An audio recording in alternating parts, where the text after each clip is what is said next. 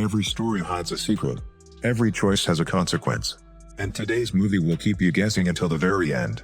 Let's dive into the complete recap. In 1990, the Async Institute sends researcher Naren into a mysterious multi-dimensional place known as the Backrooms. Naren records everything as he explores these rooms, finding nothing but yellow walls and floors over and over. Eventually he notices some cables and follows them until he sees a tripod and some boxes. The room behind them has all sorts of equipment, and Naren pushes some boxes to block the entrance. Then he uses the radio to try to contact headquarters, explaining that this is the furthest he's been but he's lost his teammates. He also says that there's something else here, so he wants to be rescued. Suddenly he hears a weird noise and sees a bird crashing into a wall. When he tries to check on it, the bird flies away. Afterward, Naren keeps exploring and finds more objects instead of empty rooms. Many of them are unfinished or stuck to the walls. At that moment he hears a door opening and turns around to discover a terrifying monster coming for him. He starts running as fast as possible and enters a room decorated like an island, but when he tries to open the door he can't. The creature soon finds him and knocks him down. Later the Async scientists watch the footage of the incident. Weeks later, therapist Mary is devastated to watch her childhood home being demolished. The handprints on the cement path remind her of the day she and her mother put them there. Meanwhile, Clark starts the day at his furniture store, but the business isn't doing well. After work, he has a therapy session with Mary and wonders if he deserves to be alone. To help him open up, Mary does a role-play exercise with him and plays his wife, who kicked him out of the house after another argument about his alcoholism. His wife had also been frustrated because he was always at the store, but Clark grew resentful because he had to pay for everything while she took a break from college. When Mary brings up Clark's failed career as an architect, he snaps and yells at her. Mary ends the exercise and explains his reaction is normal. This test is to help him identify those feelings to learn to work on them. Sometime later, Clark dresses as a pirate to film a commercial for the store, promoting very big sales. Unfortunately, when he sits on a chair, its leg breaks and he falls. His assistant manager Kat and her boyfriend Bobby want to do another take, but Clark refuses for now. In the afternoon, Clark brings an electrician to the store to check on some power issues. The building has had flickering lights and outages for months, yet the bill remains strangely high. When the electrician checks the fuse box in the basement, they discover 3 strange red switches that Clark swears weren't there before. They press them a few times but nothing happens. That night, Mary watches TV at home and has to endure the ad for her own therapy tapes. She also keeps glancing at the cement handprint she took from the house. At the same time, Clark is drinking and watching TV in the store, where he's been living since his wife kicked him out. Suddenly the TV shuts off, so Clark inspects it, but he can't find the cause. Then the store lights turn on by themselves and flicker for a few seconds before they turn off. Lonely and frustrated, Clark goes for a drive while listening to Mary's tapes. He goes to his old house just to stare at it. Sometime later, Mary hosts a party for her family, but she still hasn't processed the death of her mother, and soon she starts feeling very anxious. She rushes to her office and takes some medicine that she keeps hidden in a cabinet. The following night, Clark watches TV again while drinking and is annoyed by a commercial from the competition. Suddenly the screen glitches and shows him the back rooms for a second before it turns off. While Clark hits the TV with frustration, he notices the lights in the basement turning on. He immediately goes downstairs and shuts off every switch, but nothing happens until he reaches the mysterious red ones which shut off the power in the entire building. When he presses them again, the power doesn't return. Clark is ready to leave the basement, but he freezes when he notices a glowing line on the wall. As he starts to move closer, it disappears. When he touches the wall, his whole body goes through and collapses on a yellow floor. Now in the back rooms, a confused Clark stares at a pile of furniture. He then touches the wall again and ends up walking through, which throws him back into the basement. Curious, Clark crosses the wall again to return to the back rooms. He touches the furniture and realizes they're the things from the store. Then he starts exploring, only seeing empty rooms until he finds a stop sign written with mirrored letters. To avoid it, he takes a different hallway and notices the bird from the beginning dead on the floor. As the exploration continues, Clark finds a bunch of chairs and hears a strange voice speaking multiple languages. He follows the noise until he discovers that it comes from a cutout with a recorder. Following the cables on its back takes Clark to a door, but he can't open it. On his way out, he notices something sticking out of the wall and realizes it's a panel, so he pulls it off. Inside, he finds a bag containing tapes, discs, and Naren's ID. There's also a tunnel, so Clark crawls through it until he reaches a room where things are sinking into the floor. In a hole, there's a bunch of chairs. Suddenly, he hears a strange noise, so he looks through the tunnel at the previous room and asks if there's anyone there. The tape stops playing and a cutout is thrown into the room in pieces. Getting scared, Clark walks away from the hole and approaches a small door on top of a slope. It has 3 knobs and Clark has to try them all to open it. The frame is barely big enough for Clark to cross it, and he closes the door when he reaches the next room, feeling like something is following him. Here he finds the stop sign again, so he's able to retrace his steps back to the pile of furniture. When he touches the wall, he can't find the exit and panics, but thankfully after lots of testing he finally manages to cross through. After a few seconds he comes back to the back rooms and grabs a stool to take with him to the real world as proof that this really happened. Meanwhile, as Sync researches, Phil watches the footage of Clark's adventure. During his next therapy session, Clark tells Mary that he hasn't drunk in 3 days and desperately shares what happened, even showing her a map he drew of the back rooms. Mary doesn't believe him and thinks it's a side effect of withdrawal, so Clark takes back the map and swears to prove his story. Afterward, Clark visits Kat and Bobby, saying he needs help with a project and even agreeing to pay them. The next day, Clark takes the duo to the basement and makes Bobby film everything.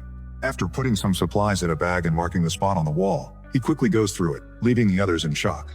They can hear Clark's voice on the other side asking them to cross too, but Kat refuses because she thinks it's dangerous. Bobby is curious, so he follows Clark and gets so excited at the sight of the back rooms that he convinces Kat to come too. They start exploring the area and Bobby makes sure to put every room on camera. When they find a dark tunnel, Clark ties Bobby to a bed before sending him down. The tunnel gets narrower as he moves, so Bobby starts crawling to reach the room at the end. There are piles of laundry everywhere and a really nasty smell. In the neighboring room, Bobby notices flickering lights. He wants to check the place out, but the rope isn't long enough for him to reach it. Suddenly, a terrifying creature appears in that other room and Bobby immediately starts climbing up the tunnel, telling his friends to pull him up.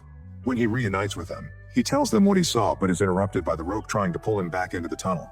Kat catches Bobby and Clark tries to untie the knot. However, the rope keeps pulling with impressive strength and Bobby is soon dragged down the tunnel. Clark and Kat hear monstrous sounds and Bobby screaming down there before the rope pulls again to hit them with the bed. It drags them down the tunnel with the camera and they watch in horror as Bobby disappears behind a hatch, leaving a trail of blood on the floor. Kat immediately runs into the dark room to look for her boyfriend and Clark hears her scream before the hatch opens again. The creature seems to be coming back, so Clark escapes by going through a hole in the wall.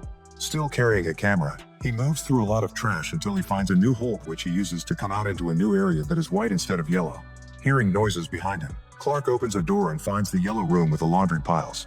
He calls for Kat as he walks, noticing another room with lots of chairs, sinking couches, and a crutch.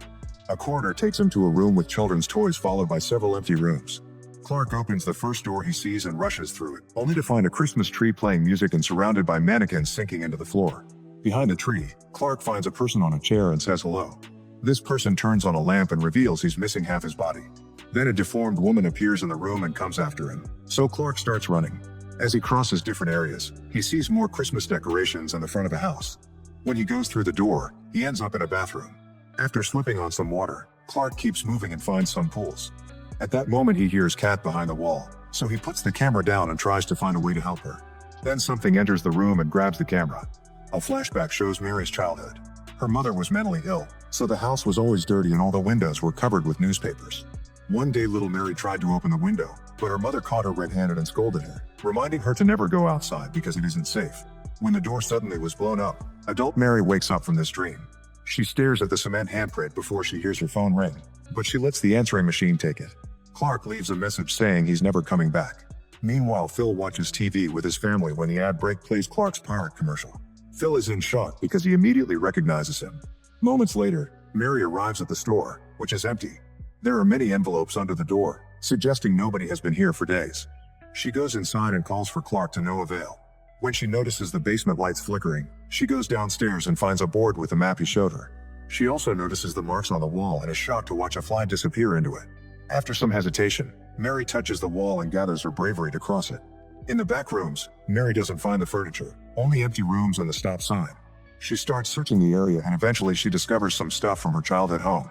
In the next corridor there's a pile of chairs and a disturbing drawing on the wall that shows a terrifying monster killing humans. Some notes indicate the artist was trying to figure this place out. At that moment she hears a noise and turns around to see someone hiding in a passage. Clark tells her that she's being too loud before he shows himself, saying that this is every place that ever was. Their chat is interrupted by a noise and flickering lights, so Clark tells Mary not to worry because it's just him. Suddenly he wraps his arm around her neck and apologizes as he chokes her, claiming it's for her own good. Another flashback shows little Mary watching her mother being taken away to a mental hospital, which left her alone at home. This memory starts transforming as her house loses objects and details, little by little becoming just one more area in the back rooms. Then Mary wakes up tied to a chair in a dining room, where Clark is setting up a table while surrounded by three strange-looking people. He says this is a mess but kind of beautiful. He also explains that everything here is built by the back rooms based on the visitors' memories. The more they rebuild them, the more distorted they become. Clark thinks they're an improvement of the original because they can't feel pain, which he proves by stabbing a man. According to Clark, feeling no fear or regrets and only existing like furniture must be amazing. Then he starts pulling pieces of the man's stomach, revealing stuffing instead of flesh. Clark serves the pieces on the plates and says this can be eaten before opening the fridge to reveal Kat's head. A desperate Mary begs Clark to let her go, promising to help him with anything he needs. Clark wants her to admit he was right, but first he sets up a scene like in their roleplay exercise. When he turns off the lights, the weird guy on the chair turns on his lamp. After taking the knife back from the body, Clark cuts off the woman's whole hair and puts it on Mary as a wig so she can play his wife. Pretending this is the night he was kicked out of the house, Clark apologizes for accidentally waking his wife up. He starts calm and sensible, but soon he loses his mind and starts ranting, saying he has the right to drink all he wants because this is his house and he's paying for it, just like he paid for his wife's college. Mary yells that she's not his wife and shakes off the wig, ignoring his request to stay in character. She tells him that his wife didn't leave him because of the drinking or the overworking. She left him because he never took responsibility for his actions. He always blames all his problems on someone else and Mary can't help him with that. After the initial shock, Clark starts crying and admits he doesn't want to change. In fact, he wants to stay here. Mary tells him he can stay if he wants, but he must let her go. Clark unties Mary and apologizes, which causes the creepy women to run to a corner to freak out. At that moment, the creature comes out from the dark room in the form of Captain Clark, the pirate from the commercial. It seems to be a manifestation of Clark's hidden negative emotions, like his rage and failures. The real Clark tells him that Mary is a friend and that she's concluded they don't need to change, but the captain picks him up and bites his shoulder. Then he starts throwing him all over the room to torture him while the chair guy keeps playing with the lamp. As Clark's screams echo in the area, Mary runs away and enters a room that looks like her old neighborhood. She rushes to the door at the end, but it won't open. At that moment, the captain appears dragging Clark's bleeding body on the floor, so Mary quickly hides inside a house. Running from room to room, Mary can hear Captain Clark coming closer. In an area full of couches, she has to jump on them to keep advancing, but she ends up slipping and injuring her leg. Moving more slowly allows Captain Clark to get closer. Soon Mary reaches a corridor and hops her way to the door, which won't open. As the creature comes closer, Mary crawls through the doggy door and enters a different room to dodge the monster's hand just in time. When Mary looks around, she discovers she's standing on the edge of an atrium and she can see the rest of the back rooms. Since the creature is hitting the door to break it, Mary tries to move fast but also carefully. She manages to crawl up some stairs and opens a door on the ceiling, which comes off and falls into the abyss. Passing through the resulting hole takes Mary to a nice-looking room with the store's furniture. Here she climbs more stairs and reaches an open area that makes her realize this is a flawed copy of the store. She rushes to the exit door only to find it blocked. At that moment, Captain Clark arrives, so Mary uses a coat rack to break his wooden leg to make him fall. Then she tries to run away but accidentally bumps into the cutout, which activates an alarm and causes a bunch of extinguishers to start filling the room with fog. Mary keeps running, but unfortunately she soon collapses because the fog is actually sleeping gas. Something suddenly snaps her awake and she's terrified to discover Captain Clark crawling on top of her. Mary blocks his face with a hand while the other pulls out the cement handprint from her pocket. Then she uses it to repeatedly hit the monster in the head until it breaks. Afterward, Mary runs into an extremely narrow passage in the wall where Captain Clark can't reach her. She runs to the next door only to be knocked out with gas by async workers in hazmat suits. Mary looks back but doesn't see the monster in the passage before collapsing. The men drag her out of the room and drop her in front of a group of scientists. Sometime later, Mary's body is scanned. As the men guide her through their facility, she discovers they've retrieved the monster's body too. Behind a door, there are countless copies of the cutout. Eventually, she's left alone with Phil, who asks her lots of questions. Mary confirms she found the rooms in the furniture store but refuses to say more when Phil shows her a screenshot of the footage with Clark and the censored creature. Then Phil explains that his company used to build MRI machines until they found the back rooms. Now he spends his days researching and creating a map. He wants Mary to share her experience, but she dissociates to stop listening to him. Different shots of the back rooms show all the rooms, including one with Mary's therapy tapes and another full of missing posters for Kat and Bobby. Eventually, it's revealed that Mary is actually there, frozen on her chair while her body slowly mutates.